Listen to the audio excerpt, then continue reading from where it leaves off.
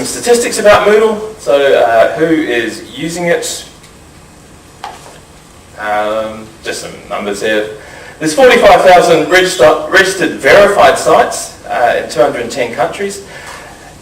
Okay, here's a question. Of those who are running Moodle sites, how many people have actually registered their site? Yeah. So when you do set up a Moodle site, it's optional. You can register it. There's a little register button on the notifications page. It adds you to a mailing list as the admin. You get notifications about any security patches or new releases that are coming out.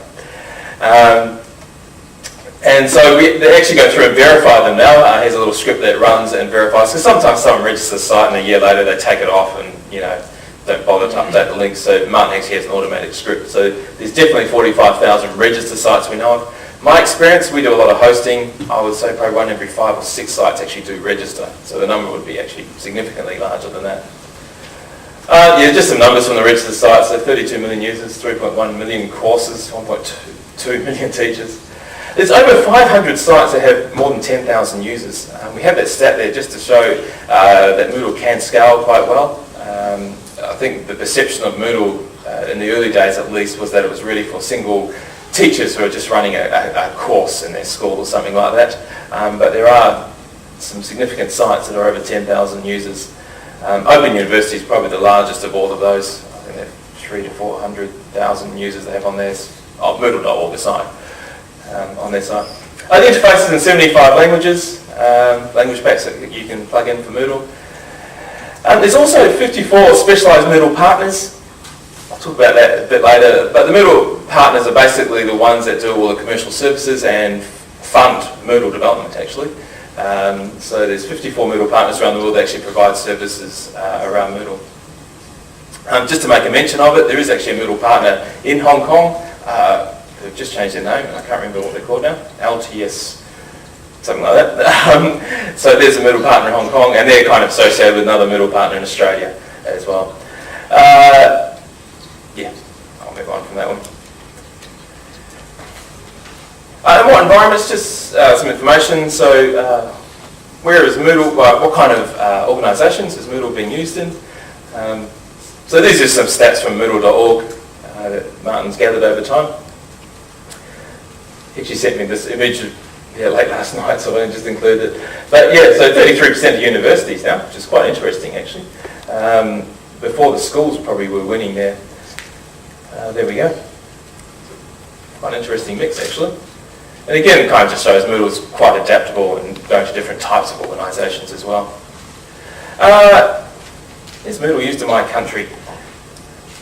So I don't know how well that's viewable, but that's different sites around the world. When you register a site, it grabs an IP address and plots a point somewhere on the map about where that site is. So you can just see there the US and Europe are really just huge markets for Moodle. It's probably, yeah, I was going to say, I think Hong Kong's got a yellow dot and covers it. It's not registered. Oh, okay. Oh, there's definitely Moodle sites registered from Hong Kong, so yeah. No, well, the poor old Perth, Moodle came out of Perth, and yeah. Nothing there yet. Actually, the old software we had for Moodle that plotted the points used to put it in the middle of the country if you didn't know where you're from. So, I don't know if you know Australia that well, but Alice Springs is right in the middle of the desert. It used to look like this big Moodle community with this big dot on top of it. Sorted that software out now. Yeah. You can actually go to moodle.org/sites. You can actually get a list of these sites as well, registered sites, so you can see how other people are using Moodle in whatever country you want. If you want to check how people are using Moodle in Uzbekistan, you can. You actually use some sites there. You can click on the links. A lot of them actually leave their sites open, so you can go and look at them. So quite handy to go and see that. And quite interesting, the numbers. I think Martin's going to try and do it by population. So kind of do it that way, because we actually think Australia would bump up the rankings. I think Spain will still win actually, but there we go. Question about the money making. I said I'd get to this. So if Moodle's free, who pays for the development? So as I said, Moodle is free software. For those who don't know, it's open source software, which basically means it's open. You can view it, the code, you can modify the code if you wanted to.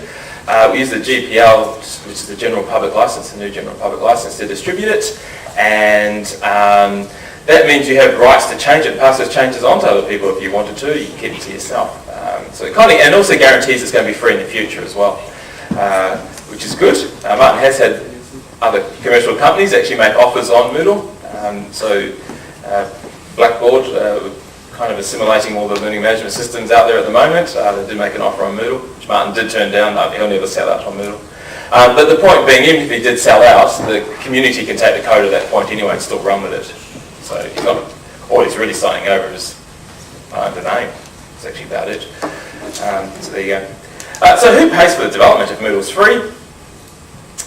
Well, just to explain how this whole business structure works, because I get this question all the time on the car on the way here.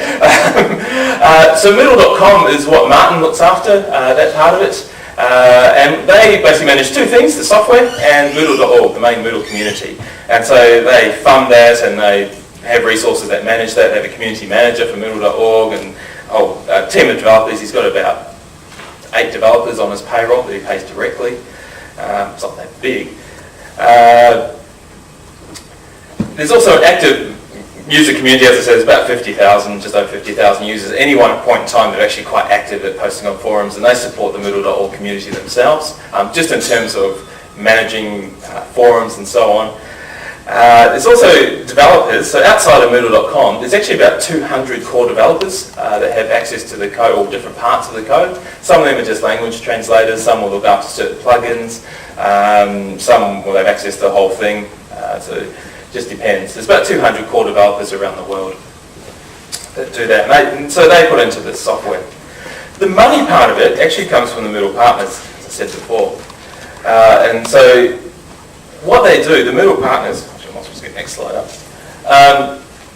they will actually do services to individuals, companies and so on, Moodle services, provide those services, and they pay royalties back into Moodle.com. That's their agreement, or flat fees, or some other agreement, whatever they've got with Martin, agreement they've got. And that actually drives all the money. That's the economy of Moodle, is the Moodle Partners.